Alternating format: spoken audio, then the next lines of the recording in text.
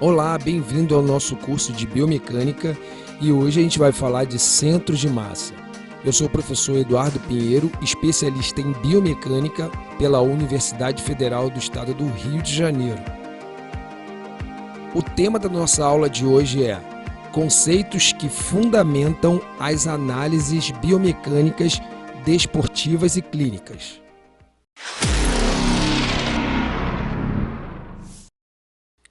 Bom, então primeiro você tem que entender o conceito de centro de massa, para depois você entender os seus efeitos na natureza.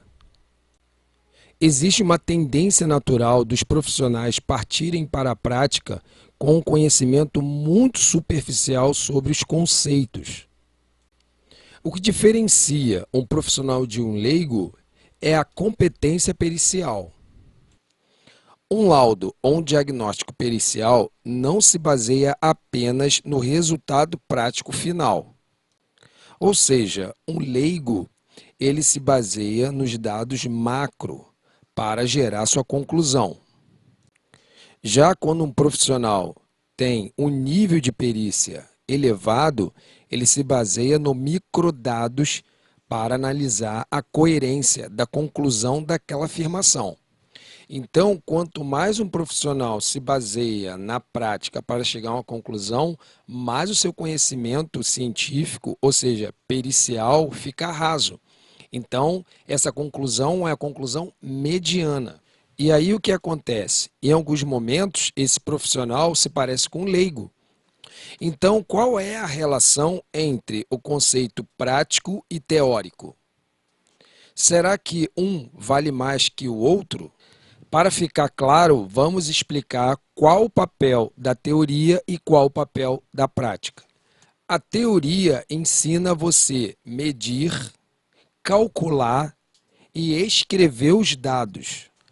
A prática mostra o quanto você tem que ajustar a teoria à realidade. Por exemplo, muitas das vezes você pega uma teoria e aplica no Brasil e não serve em outro país.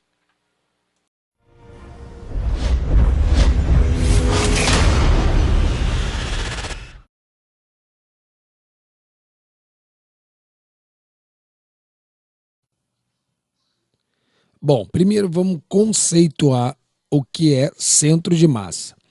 Centro de massa é o resultado do somatório de todas as forças atuantes em um sistema, em uma matéria ou em um corpo. Vamos lá.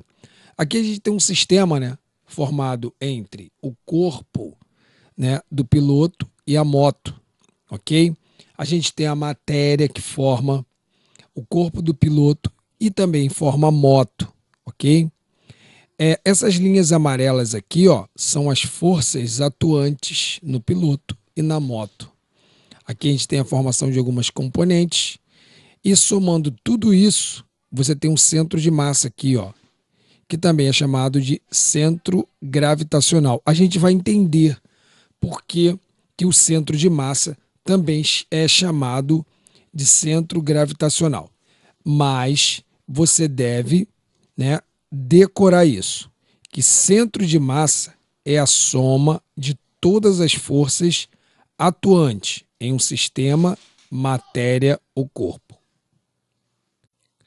Vamos para mais um exemplo de soma de forças. Agora a gente tem aqui alguns vetores representando a aplicação de forças, ok?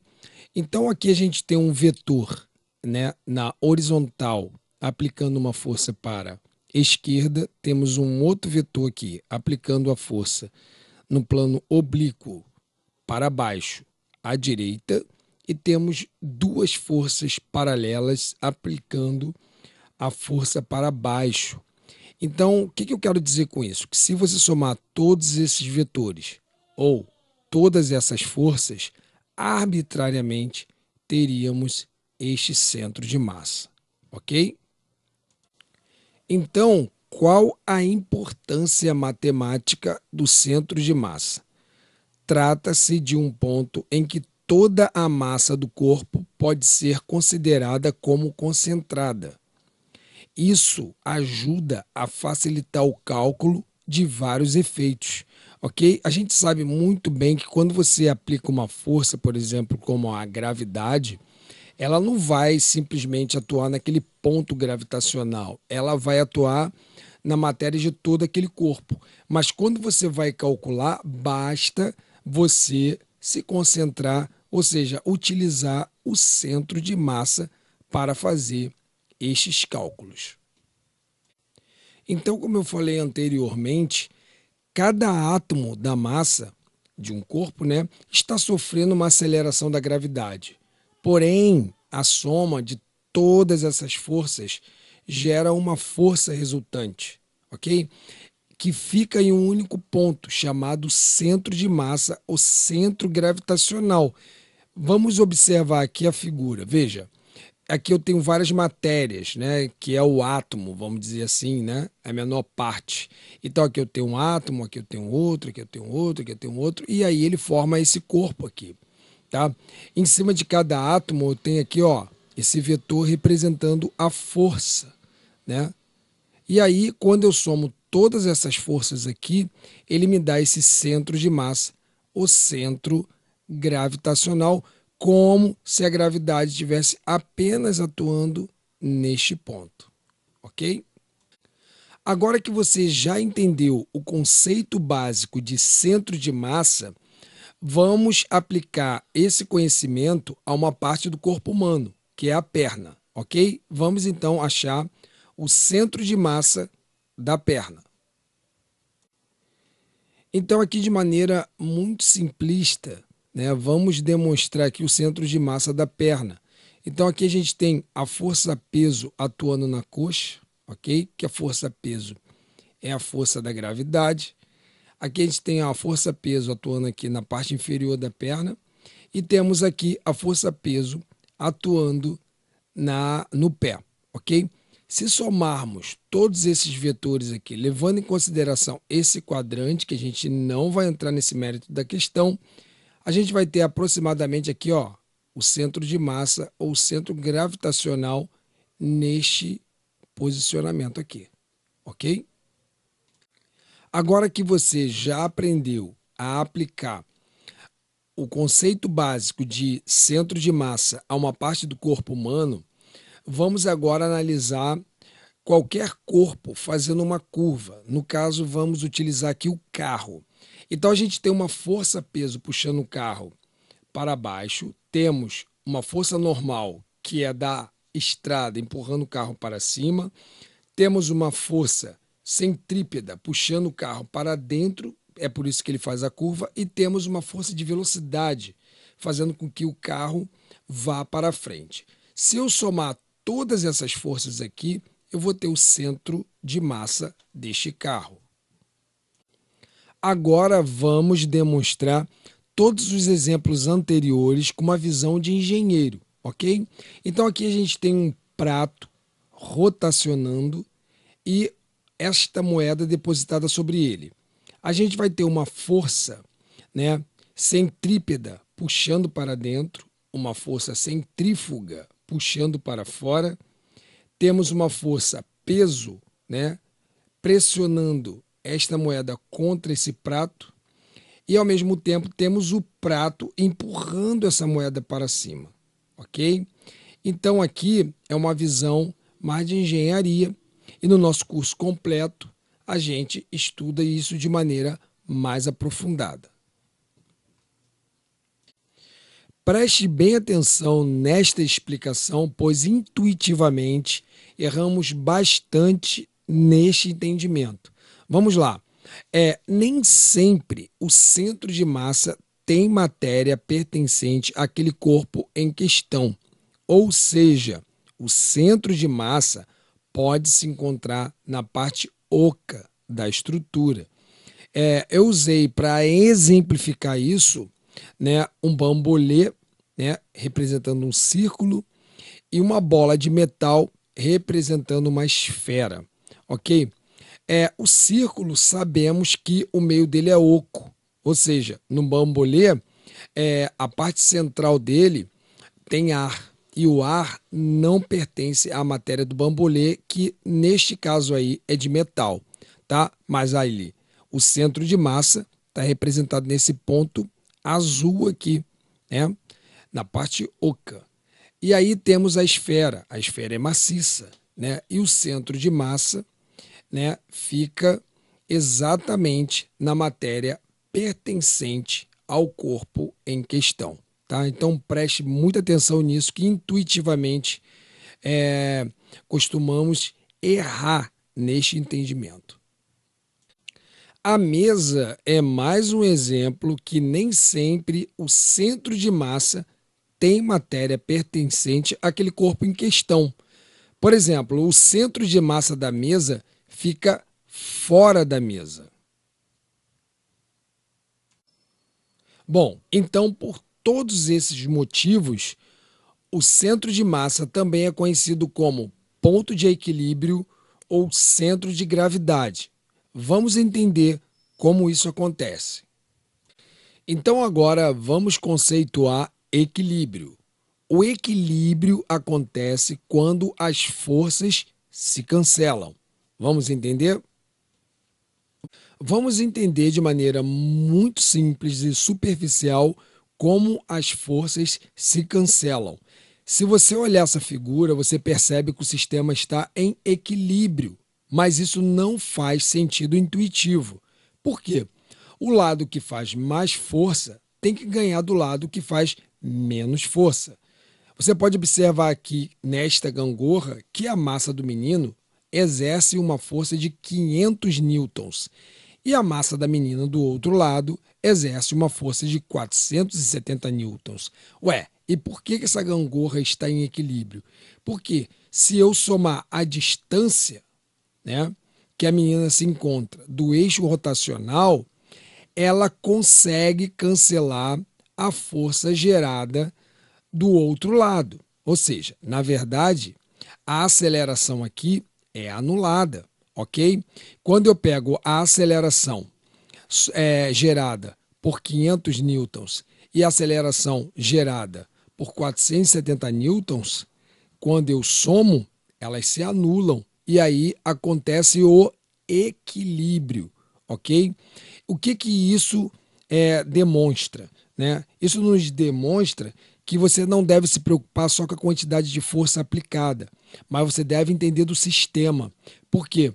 Um sistema pode reduzir, né, a aceleração que aquela força está gerando e uma força muito pequena pode estar sendo multiplicada, ok? Então ela gera muito mais aceleração. Ou uma pequena força pode gerar a mesma magnitude de aceleração de uma força muito maior. E aí acontece o cancelamento das forças e o equilíbrio. Agora vamos entender a importância de tudo isso, ok? Bom, talvez ficou um pouco confuso o exemplo da gangorra, então vou dar um exemplo aqui da vassoura pendurada no teto. Veja esse menino, ele pegou uma vassoura, né, e pendurou no teto amarrado por um barbante. E ele ficou confuso, que ele falou, gente, como pode? O lado que varre tem mais massa do que o cabo. E como pode isso ficar em equilíbrio, né? Intuitivamente achamos que aonde está sendo aplicado muito mais força, ou aonde tem muito mais massa, ou aonde tem mais peso, né, sempre vai ganhar do lado que tem menos massa e menos peso. Isso não é verdade. Como você pode ver aí, que se eu coloco o apoio no centro de massa, né, acontece o equilíbrio. Ou seja, o lado que tem menos massa consegue gerar a mesma quantidade de aceleração do lado que tem mais massa. Então, novamente eu vou falar para você, né? Não fique preocupado só se algo é muito pesado, seja um corpo, ou seja uma ponte, ou seja um sistema mecânico. Se preocupe com o sistema como um todo, porque muitas das vezes aquilo tem muita massa, mas na verdade está acontecendo o cancelamento de forças ali. Então, se você for medir de fato o peso entre aquela interação, é igual a zero. O peso ali não existe, ok? Então vamos entender isso melhor quando a gente exemplificar no corpo e falando de postura, tá bom? Vamos lá. Então agora vamos aplicar o raciocínio da gangorra e da vassoura pendurada no teto ao corpo humano, tá? Por quê? Tudo na natureza, na verdade, está sempre caçando o equilíbrio. E essa caça por equilíbrio gera vida, ok? Mas para você preservar, né, a estrutura de um sistema, quanto mais equilibrado ele tiver, mais ele vai durar. Ou seja, ele terá menos degeneração, ok? Em qualquer estrutura, temos naturalmente a carga. No meu curso completo, eu explico a diferença entre carga e sobrecarga. No caso aqui, agora a gente vai falar da sobrecarga, ok? Então, o que é sobrecarga? A sobrecarga está associada à quantidade de aceleração não cancelada. Ou seja, o emagrecimento tem que estar associado a um treino de reeducação postural, pois ele vai desfavorecer ângulos que potencializam esse fenômeno.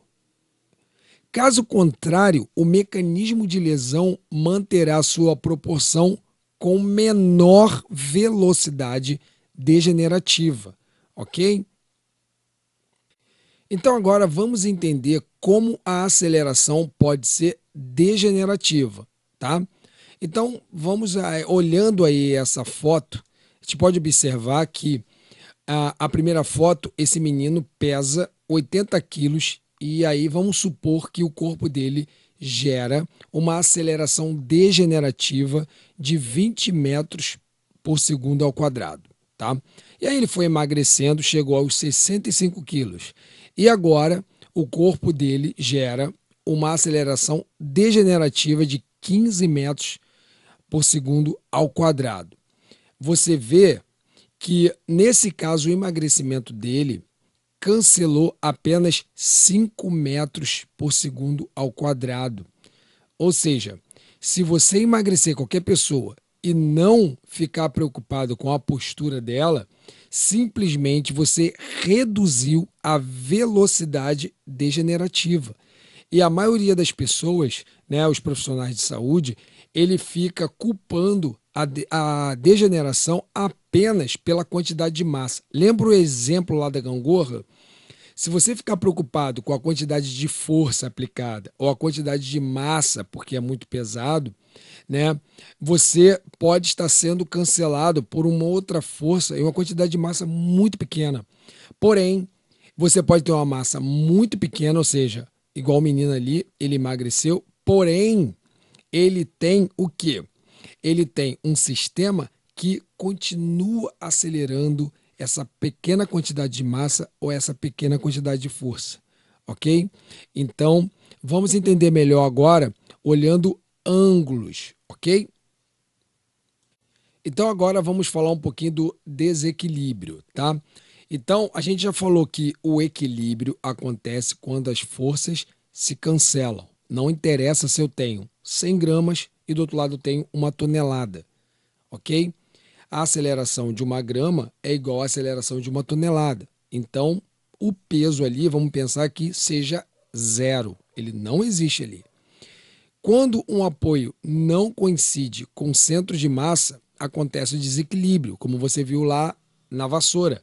Enquanto o barbante estiver amarrado no centro de massa, vai acontecer o equilíbrio, ou seja, a vassoura está apoiada no barbante no centro de massa dela. Então vai ficar ali tudo equilibrado, tá? O desvio postural é quando o apoio não coincide com o centro de massa do corpo, ok? Então, se você entendeu todo o conceito anterior, você agora já está entendendo a importância, né, da postura e como ela pode influenciar e muito, né, na degeneração corporal. Vamos lá. Então, aqui na primeira figura, a gente tem um exemplo de um corpo dentro do centro de massa, ou seja, o apoio coincide com o centro de massa corporal. Logo, se o corpo está gerando, né, uma força de 100 quilos na base, no apoio, o apoio gera 100 quilos contrário. Ou seja, 100 menos 100 é igual a zero. Vamos dizer que a parte do corpo, né, a parte superior, gera no apoio 70 quilos. O apoio vai gerar também 70 quilos. 70 menos 70 é igual a zero. Então, a quantidade de massa ou a quantidade de força que o corpo faz realmente só vai ser significante se o corpo está deslocado do centro de massa, porque não haverá o cancelamento de forças. Então, aquela quantidade de força que não está sendo cancelada pelo desvio vai começar a gerar degeneração, ok?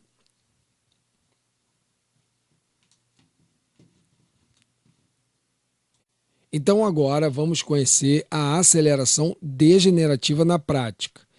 Observe aqui essa parte do tórax, ela se desloca do centro de massa. Então, esse ângulo gerado aqui é a quantidade de aceleração que não é cancelada. Então, aqui nessa parte acontece o quê? Um aumento de peso nessa estrutura, ok?